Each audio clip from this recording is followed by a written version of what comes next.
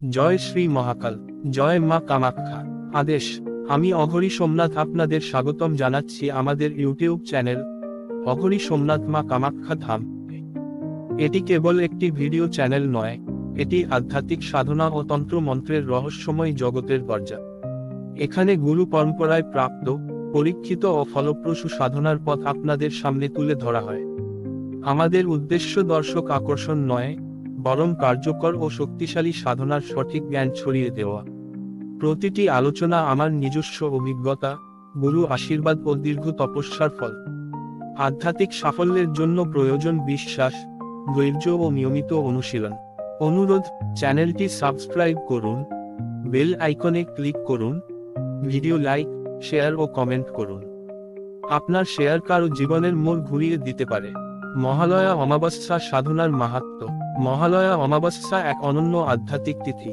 হিন্দু ধর্মে এই দিনটিকে বিশেষভাবে গুরুত্বপূর্ণ বলা হয়, কারণ এটি একই সাথে পিতৃপক্ষের সমাপ্তি ও দেবীপক্ষের সূচনা। এই কারণে মহালয়া অমাবস্যার দিন সাধনা, তর্পণ ও দেবী আহ্বান তিনটিই অসীম ফলদায়ক। এই বছর মহালয়া অমাবস্যা হবে সেপ্টেম্বরের 21 তারিখ। এক, পিতৃপক্ষের সমাপন ও পূর্বপুরুষদের আশীর্বাদ। মহালয়া অমাবস্যা হল পিতৃপক্ষের শেষ দিন। এদিনে পিতৃপুরুষদের তর্পণ, পিণ্ড দান ও অর্ঘ্য প্রদানের মাধ্যমে তাদের আশীর্বাদ লাভ করা যায়। শাস্ত্রে বলা হয়েছে, পিতৃনাং তৃপ্তিমায়ান্তি স্বর্গলোকম চ গচ্ছতি, অর্থাৎ পিতৃ যদি সন্তুষ্ট হন, তবে তাদের আত্মা শান্তি পায় এবং সন্তানদের উপর আশীর্বাদ বর্ষণ করেন। যারা এই দিনে পিতৃ তর্পণ করেন, তাদের জীবনে সন্তান সুখ, আর্থিক সমৃদ্ধি ও দুষ্ট শক্তি নাশ ঘটে। 2, দেবীপক্ষের সূচনা। মহালয়ার দিন ভোরে গঙ্গার ধারে বা ঘরে দেবীর আহ্বান করলে দুর্গাপূজার সূচনা হয়। এই দিন দেবীর মহিষাসুরমর্দিনী রূপ বিশেষভাবে কল্পিত হয়। তাই মহালয়া অমাবস্যা রাতে দুর্গা সপ্তশতী বা মহিষাসুরমর্দিনী স্তোত্র পাঠ বা শ্রবণ অত্যন্ত ফলপ্রদ। এই দিন দেবী সাধনা করলে তা হয় দুর্গাপূজার পূর্ব আহ্বান। 3, অমাবস্যার তান্ত্রিক মাহাত্ম্য। প্রতিটি অমাবস্যায় তান্ত্রিক সাধনার জন্য শক্তিধর, কিন্তু মহালয়া অমাবস্যা বিশেষভাবে শক্তিশালী। এই রাতে ভদ্রকালী, চামুণ্ডা, মাতৃকা ও যোগিনী সাধনা করলে সহজে প্রাপ্ত ঘটে। শাস্ত্র মতে, অমাবস্যায়াং যঃ সাধক পূজাং কুর্যাৎ স সর্বসিদ্ধিম বাপ্নুয়াৎ, অর্থাৎ অমাবস্যায় সাধক যে পূজা করে, সে সর্বসিদ্ধি লাভ করে। কালী, ভদ্রকালী মন্ত্র, দুর্গা মন্ত্র, নবর্ণ মন্ত্র বা মাতৃকা মন্ত্র জপ এই রাতে বহুগুণ ফল দেয়। 4, সাধারণ গৃহস্থের জন্য মাহাত্ম্য। যারা গভীর তান্ত্রিক সাধনা করতে পারেন না, তারাও এদিন একটি প্রদীপ জ্বালিয়ে দেবী দুর্গার মন্ত্র জপ করলে বিশেষ মঙ্গল লাভ করেন। এই দিনে অন্ন, ফল, দুধ দান করলে পূর্বপুরুষ সন্তুষ্ট হন এবং সংসারে শান্তি আসে। সন্ধ্যায় যদি ওম ঐং হ্রিং ক্লিং চামুণ্ডায় বিচ্ছে মন্ত্র জপ করা হয়, তবে গৃহস্থ জীবনের সব বাধা দূর হয়। 5, ফলাফল বা প্রাপ্তি।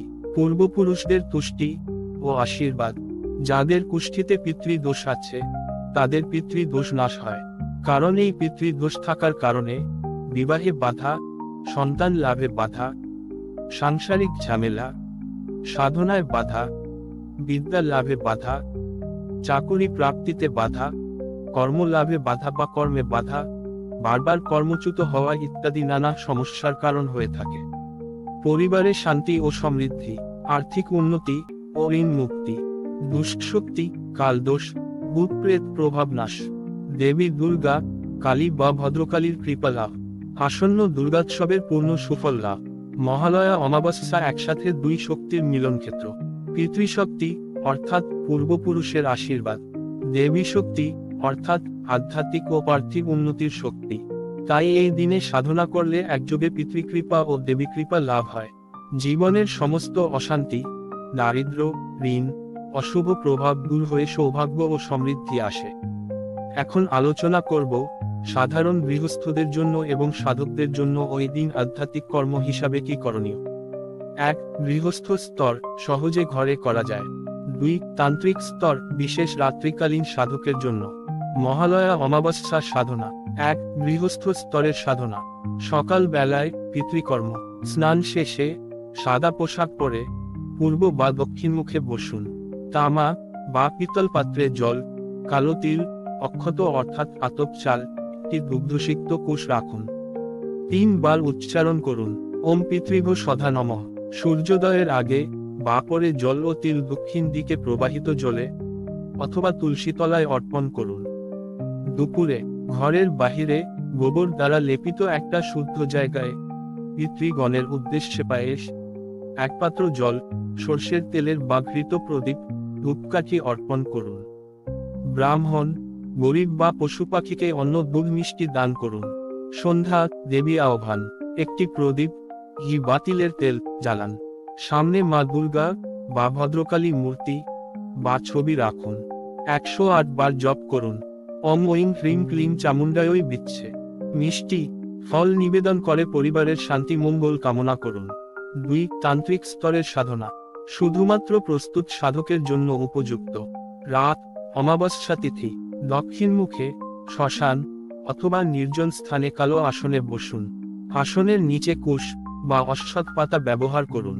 3টি বা 5টি প্রদীপ তিলের তেল বা সরিষার তেল জ্বালান। আগে গুরু ইষ্টদেবতাকে স্মরণ করুন। বিশেষ সাধনা পদ্ধতি 1 ভদ্রকালী চামুণ্ডা জপ মন্ত্র, ওম ঐং হ্রিং ক্লিং চামুণ্ডায় ভদ্রকাল্যই সাহা।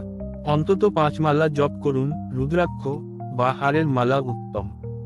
2 মহিষাসুরমর্দিনী স্তোত্র পাঠ বা দুর্গা সপ্তশতী পাঠ অর্থাৎ চণ্ডী পাঠ। মহালয়া রাতে এই পাঠ করলে দেবী শক্তি সহজে অবতীর্ণ হয়। 3 তিল অর্ঘ্য ও পিণ্ড, কালো তিল, চাউল ও মধু মিশিয়ে 3টি পিণ্ড বানিয়ে দক্ষিণমুখে রেখে পিতৃ আহ্বান করুন। মন্ত্র, ওম সর্বপিতৃভ্যো সদা নমঃ। 4 যোগিনী গুপ্ত সাধনা, নির্জনে মাতৃকা বা যোগিনী জপ করলে দ্রুত প্রাপ্ত হয়। উদাহরণ, ওম হ্রিং ক্লিং যোগিনৈ নমঃ। 1 মালা জপই ফলদায়ক। সমাপ্তি, প্রদীপ নিভিয়ে দেবী ও পিতৃকে প্রণাম করুন। পরদিন সকালে দান পুণ্য করে সমাপন করতে হবে। গৃহস্থ স্তরের কর্ম, সকাল পিতৃতর্পণ, সন্ধ্যায় দেবী জপ। তান্ত্রিক স্তরের কর্ম, রাতব্যাপী প্রদীপ, মন্ত্রজপ, পিণ্ডদান ও দেবী আহ্বান। সতর্কবার্তা, বিনা গুরুর অনুমতি বা নির্দেশ ছাড়া সাধনায় বসবেন না, এতে ক্ষতির সম্ভাবনা থাকে। সঠিক দীক্ষা, সাধনা সামগ্রী ও গ্রহতন্ত্র দোষ নিবারণের জন্য যোগাযোগ করুন। মা কামাখ্যা ধাম, সোমনাথ অঘরি। WhatsApp call 9233311807।